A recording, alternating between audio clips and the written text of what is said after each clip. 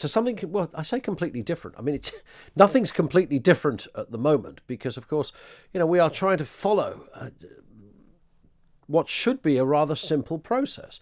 There's an election, lots of people go to vote, and then at the end of it, many people in many parts of the country count up the number of votes and they tell you who has the most. And then you go, oh, fantastic, that's a good system. Who's the winner? Oh, here's the winner. Hey.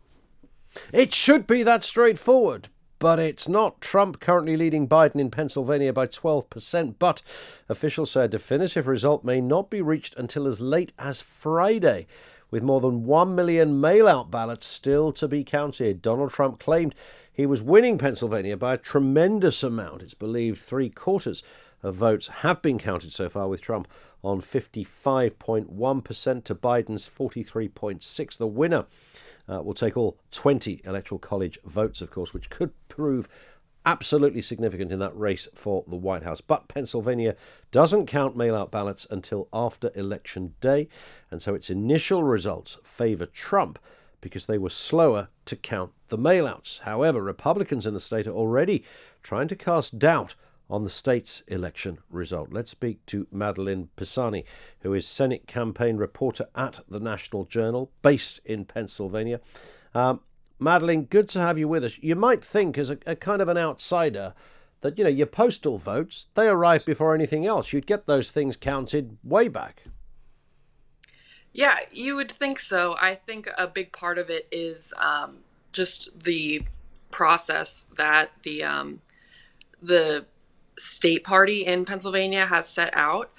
So this was always the plan, to hold absentee and mail-in ballots to count the last. We knew this ahead of time, that Pennsylvania was going to take longer than some of the other states who allow early counting in these types of elections. So, we should have been prepared to be patient. We should have been aware of this, but we've seen President Trump having this type of rhetoric where he says, let's stop let's stop voting. I've already won the election. We don't need to count votes in certain states. And that's just absolutely not true. Every single vote needs to be counted, and that's very important. And every single vote will be counted. So I think, the biggest thing we as reporters can do is remind people to have faith in the process, and we will know the result soon, and not to stress out too much about gaming out the system. Sure. Remind us what happened in 2016 in Pennsylvania. Well, President Trump did win in Pennsylvania in 2016. So, I think he's not interested in seeing the state flip against him. And what we're seeing now is Biden, boosting his numbers in places Hillary Clinton was not as strong in 2016. And there are still 1.4 million mail-in ballots to count in areas like Montgomery County, which do lean Democratic. Yeah. So we're going to wait to see, but the idea that we're going to project a Trump victory in Pennsylvania is not reasonable. Although, he's 55 to 43%. I mean, it's significant. It is absolutely significant. And he absolutely could still win Pennsylvania. That's for sure. But this is not the point in the counting process to make that call. Yeah. Why does it take so long, Madelaine? What's going on over there? Is it people's hands got tired, or what's happening? There was a break overnight for people to sleep. It's if people aren't rested and they're counting votes, we don't want to see. That's when mistakes can get made. So I think it was the right call to take a breather overnight. And just the fact of the matter is, Pennsylvania's system is that they don't start counting. So that's why states like Georgia, we're seeing the results a little bit faster, because they started counting earlier. And You will be more aware than me. I mean, it's a curious system from an outsider's perspective. There is no state edict on elections. This is all.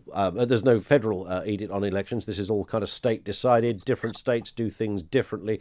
Do you think, on the wider issue, bearing in mind it's not the first time we've been in these areas of confusion and controversy, that would it make sense if there was one size fits all, just a rule that said, right, here's when you start counting. You do the mail-outs first because they're all ready to go, and then you move on to the other stuff. And every state has to do the same thing. Is there any, as far as you can see, Madelaine, any reason why that couldn't work? That is the way the United States is set up on, where the emphasis is on splitting responsibility among the states.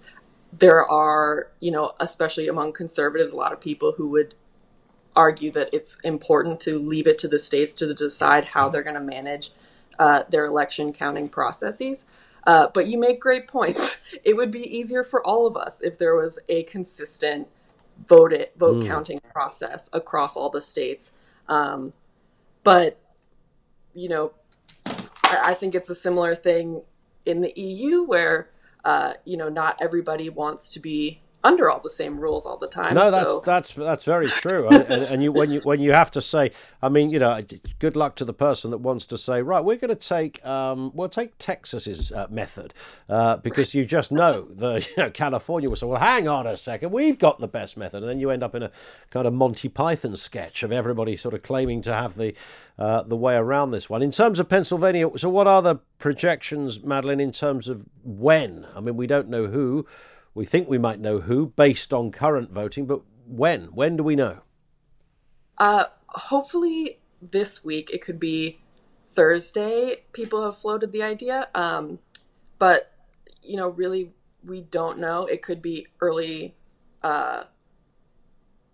this evening. All right. But, I want to be careful with exactly what I project because the truth of the matter is we don't have a clear idea yet. You just got one guy down there counting or something. What's happening? We can send some people over if it will help. There are a good number of people counting, but you should talk to the governor. He might need some help. Yeah, I think I talked to him once before. I'll do it again. Listen, Madelaine, great to have you on. Madelaine Pisani, who's Senate campaign reporter at the National Journal, based in Pennsylvania, of course. Thank you to her. Let's go to more of your comment.